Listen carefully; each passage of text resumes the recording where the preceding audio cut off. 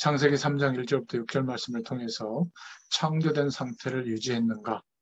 타락이라는 제목으로 함께 은혜를 나누겠습니다. 오늘 소요리 문답 제13문답 내용을 볼 건데요.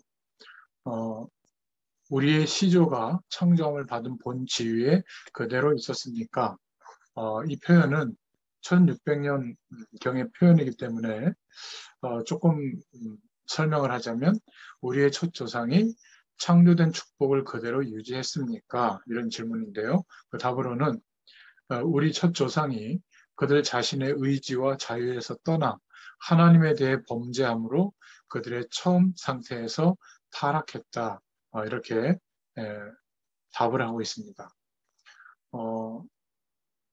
하나님이 보실 때 인간의 타락은 어떤 기준으로 보는가? 이 부분이 오늘 중요한 기도 제목입니다. 그래서 오늘 창세기 3장 1절부터 6절의 내용을 창세기 3장 사건이라고 하는데요. 인간에게 어떤 문제가 시작되어졌고 그 문제가 얼마나 엄청난지 그 문제가 해결되지 못하면 하나님의 은혜를 받을 수 없는 상태로 살아가게 되는 것이죠. 그래서 인간의 타락에 대해서 말하고 있는데 창세기 3장 1절에 보면 뱀이 나옵니다. 지혜롭게 할 만큼 강교한 그런 존재인데요. 뱀이 사단은 아니죠. 사단은 눈에 가장 좋은 것을 활용해서 눈에 보이지 않는 존재인데 가장 좋은 것을 활용해가지고 속입니다. 하나님과 함께하는 축복을 모르도록 속이죠. 뱀이 질문을 아주 강교하게 하죠. 동산 모든 나무 열매를 먹지 말라고 하더냐? 틀린 말이죠. 하나님께서는 선악과 실과만 먹지 말라고 했는데 그래서 정령 죽이라고 했는데 그 질문을 받은 하와는 내가 죽는지 안 죽는지 모르겠지만은 그거 먹지 말라고 했다. 이러니까 완전히 사절에 반대말을 하죠. 결코 죽지 않는다. 그 정도가 아니라 그걸 먹으면 눈이 밝아지고 하나님처럼 된다. 선악을 알게 된다. 이렇게 말합니다. 지금 뉴에이지 운동이라든지 또 불교라든지 뭐 이단의 세력들 전부 다 신은 없고 네가 내면을 개발하고 잠재력을 개발하면 우주적인 존재가 될 수 있다. 신적 존재가 될 수 있다. 이거를 가리키고 있습니다. 결국 하나님의 약속 속에서 영원한 축복을 누릴 대상인 그 생명 언약, 선악과 열매를 두고 맺은 생명의 계약이 온데간데 없어지고 6절에 보니까 모든 나무의 실과를 먹을 수 있는데도 불구하고 그 나무를 쳐다보니까 먹음직하고 보암직하고 지혜롭게 달 만큼 탐스럽게 단 나무라 이렇게 보인 겁니다. 먹고 안 먹고가 문제가 아니라 언약이 파괴된 것이죠.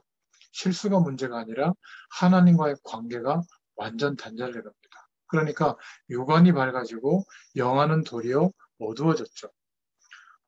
하나님을 떠나서 선과 악을 알게 됐는데 이제 죄인 것과 아닌 것을 알게 됐는데 행복해진 게 아니라 오히려 그전에는 문제가 안 됐던 것들, 벗은 것, 이런 것들을 부끄러움을 느끼고 나무 잎으로 치마를 하고 가리죠. 결국 우리가 하나님 말씀과 하나님의 축복보다 더 중요한 것을 마음에 담는 불신앙을 선택을 할 때 육안은 밝아지는데 영안은 어두워지게 됩니다. 그래서 8절에 보니까 영안이 어두워진 증거가 나오는데 여호와의 낯을 피하여 이런 말씀이 나오죠. 하나님의 시선을 피할 곳이 없는데 숨은 겁니다. 결국 하나님을 떠나니까 두려워진 거죠. 먹지 말라고 한 실과를 먹었느냐 이랬을 때 용서를 구하고 정말 회복될 길을 구해야 되는데 뭐라고 대답하냐면 아담이 이렇게 대답합니다. 당신이 주신 이 여자 때문에 내가 먹게 됐습니다. 하나님이 축복한 존재인데 핑계를 거기다 대는 거거든요. 또 여자는 뱀이 먹으라고 해서 그랬습니다. 결국 우리의 문제는 이런 불신앙과 사단의 세력이 문제라기보다는 하나님을 떠나 있는 상태로 살아가는 것이 문제입니다. 결국 하나님은 긍휼히 여기셔서 땅까지 완전히 저주받은 이 세상과 우리 인간을 원래 작정하시고 축복하신 대로 구원해 주시려고 탄식하시는 장면이 나오죠. 그래서 하나님이 구원의 큰 복음의 큰 해결책을 우리에게 주셨습니다. 방법은 진리로 하면서 하나님 떠난 문제, 죽음으로 갚아야 될 그 문제를 합리적으로 대가를 지불하면서 하나님의 큰 사랑으로 메시아를 보낼 것이다. 그래서 창세기 3장 15절에는 여자의 후손이라는 언약을 잡게 했고요. 이 약속을 붙잡은 사람들은 자신의 인생 문제에서 해결함을 받았죠. 출애굽기 3장 18절에는 피제사 드릴 것, 예수님이 오셔서 죽으시고 부활하실 것을 말씀하셨죠. 지금 우리가 보고 있는 성경은 개역 개정판인데 여호와께 제사를 드리라 하오니 이렇게 번역됐지만 그 전 개역 한국판 성경에 보면 희생을 드리라 하오니 이렇게 번역하고 있습니다. 하나님 여호와께 희생 제사를 드리는 게 바로 피 제사를 말하죠. 이 약속을 회복시켜주는 중요한 하나님의 언약인 것이죠. 포로로 끌려갔을 때도 이사야서 7장 14절에 처녀가 잉태하여 아들을 낳을 것인데 그 이름을 임마누엘이라 하라. 이 약속을 붙잡으면 해방되게 됐습니다. 드디어 역사의 시간 안에 주님이 오셨죠. 그때 베드로가 이렇게 고백했습니다. 주는 그리스도시요 살아계신 하나님의 아들이십니다. 이 언약을 잡은 사람을 통해서 하나님은 역사하셨고 하나님의 축복을 이루어주셨습니다. 여기서 우리를 복음 속에 부르신 하나님의 중요한 이유를 붙잡아야 되는데 역사의 많은 시간들을 보면 똑같이 반복되고 있거든요. 복음이 없어졌을 때는 소수를 통해서 복음 가진 소수를 통해서 하나님이 역사하셔서 이제 전 세계 복음이 전해지고 나면 그 대다수가 메이저리티를 이루는데 대다수가 항상 복음 외에 다른 것을 또 기준으로 삼고 인도받습니다. 이스라엘의 멸망의 내용이 다 그 내용이고요. 중세교회도 하나님의 역사하심과 응답이 너무 크다 보니까 그것을 유지하고 관리하기 위해서 복음보다 위에 교회의 법, 제도, 율법, 또 사람이 그 위에서 관장하는 이런 문제가 이제 생기게 된 것이죠. 그래서 18세기, 20세기에 이제 종교개혁 이후에 개신교가 시작이 되어졌는데 개신교도 개교회가 너무 커지다 보니까 중세교와 똑같이 복음보다 위에 올라와 있는 기준들이 많은 거예요. 그래서 하나님은 오늘날 21세기에 우리를 부르셔서 소수지만 복음이 증거되어지도록 역사해 주시는 겁니다. 마이너리티 같지만 소수인 것 같지만 이 소수에게 하나님이 역사하셔서 대다수에게 복음이 증거되어지도록 은혜를 베풀어 주시죠. 근데 문제는 이 참 복음이 대다수 속에 계속 유지되고 누려져야 되는데 어김없이 역사는 반복해서 대다수가 교인이 되고 또 회복이 되어지면 또 다른 기준을 붙잡고 세상 속으로 가게 됩니다. 그래서 하나님이 저와 여러분들을 부르신 줄로 믿습니다. 참 복음을 가지고 대다수에게 이 복음이 증거되어지더라도 우리만이라도 복음의 기준을 끝까지 가장 중요한 우리 인생의 중심에 둘 수 있도록 이렇게 하나님이 우리를 부르신 줄로 믿습니다. 그러면 역사의 시간 속에 참 복음이 다수에게 있었는데도 하나님의 큰 응답 속으로 들어간 그런 시대가 있었는가? 있었습니다. 초대교회 250년 동안 그리고 종교개혁 시대 250년 동안 그런 하나님의 축복을 누리는 시대가 있었죠. 이제는 복음이 없어져서 문제가 오게 된 겁니다. 우리는 지금 그런 시대에 살고 있습니다. 그래서 하나님이 우리를 부르신 것이죠. 제2의 다수가 복음을 붙잡고 하나님의 권세와 능력을 나타낼 수 있는 그런 시대를 열도록 하나님이 우리를 부르신 겁니다. 그래서 우리가 이 말씀 운동에 참여하고 있고 부르심을 받은 거예요. 참 복음을 가지고 대다수로 메이저리티로 가도록 하나님이 원하셔서 우리가 하나님께 부름을 입은 겁니다. 여기에 대한 인생관이 고백되어지는 사람들에게는 전도운동이 되어지도록 역사해 주실 줄로 믿습니다. 그래서 우리는 막 떠올리면서 전도하는 게 아니라 조용히 전도하고 있죠.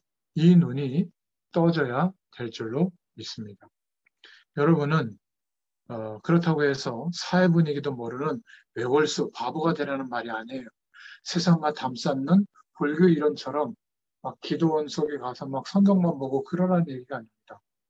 전체를 파악하지 못하는 외골수에 빠지는 그런 모습이 되면 안 되겠죠. 제가 말씀드리고 싶은 것은 다수의 틀린 내용이 그 흐름을 가지고 올바른 복음 운동하는 소수를 무너뜨리려고 하는 것을 볼 때 그 다수의 편에 쓰지 말자. 오히려 부족하고 연약하지만 소수의 편에 서서 하나님의 시대적 요청 가운데 서서 인도받자. 기억하셔야 됩니다.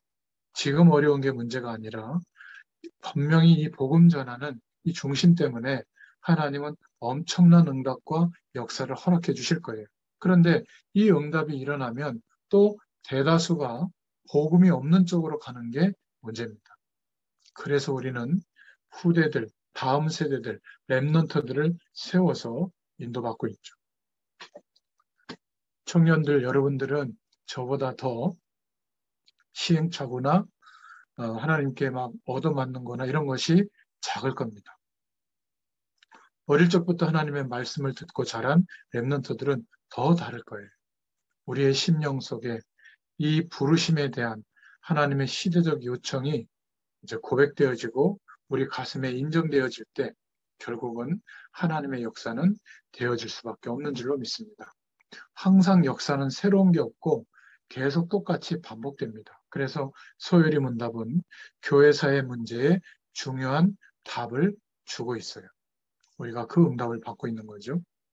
우리가 복음을 약화시키면서 필요하다고 해서 많은 것들을 하면 결국 복음이 약화되어져서 복음이 없어지면 완전히 힘들어지는 인생 상태가 되어지는 겁니다. 봉사하는 쪽, 사회의 어려움을 도와주는 쪽, 정치적 견해에 따라서 거기에 몰두하는 것, 또는 너무 개개의 부흥에만 몰입되어 있는 것, 이런 쪽으로만 가다 보면 결국은 복음이 약화되고 대다수의 교인들이 많은 것 같은데도 불구하고 현장의 사람들은 오히려 교인들, 교회를 업신여기는 이런 분위기가 형성될 겁니다. 틀림없이 정말 하나님께서 우리에게 회복시키니 축복이 회복되어지고 단순히 감사하다, 기쁘다 정도가 아니라 우리를 통해서 하나님께서 다수에게 복음이 증거되게 하시고 이 다수가 복음의 능력 가운데 인도받도록 역사해 주실 줄로 믿습니다. 그래서 꼭 기억하세요. 이 은혜를 누리면 기도 속에서 여러분들에게 하나님이 달란트를 발견하도록 역사해 주실 거예요. 그 달란트가 발견되기 전까지는 움직이지 마라. 그리고 세상을 이길 확실한 전문성이 생기면 움직여라. 그리고 현장이 정말 제대로 복음의 눈으로 보이면 그때 사업도 벌려라. 하나님이 주신 것을 발견하는 것, 이것이 너무 중요한 응답인 줄로 믿습니다. 그래서 우리는 예배하고 기도하는 것이죠. 여러분, 나의 것을 다 내려놓을 만큼 하나님의 은혜를 경험하잖아요. 그러면 하나님의 것이 보입니다. 하나님이 준비하신 내가 보이고 하나님이 준비하신 나의 것이 보이고 하나님이 준비하신 나의 현장이 보입니다. 이때부터 진짜 공부가 시작되는 거거든요. 그러면 사단은 이런 언약을 잡고 있는 한 사람 앞에 완전히 무릎 꿇게 됩니다. 오직 그리스도의 능력과 기도만 사단은 두려워하죠. 이 응답과 축복을 누리는 여러분 되시기를 바라고 한 주일 동안에도 이런 충만함이 여러분 현장에 임하기를 간절히 축원드립니다. 기도하겠습니다. 하나님 감사합니다. 오늘도 청년들에게 하나님의 말씀의 언약을 허락해 주셔서 감사합니다.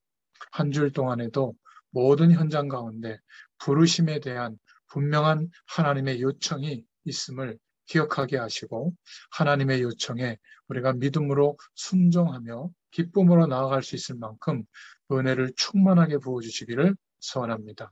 감사드리며 예수님의 이름으로 기도드렸습니다. 아멘. 감사합니다.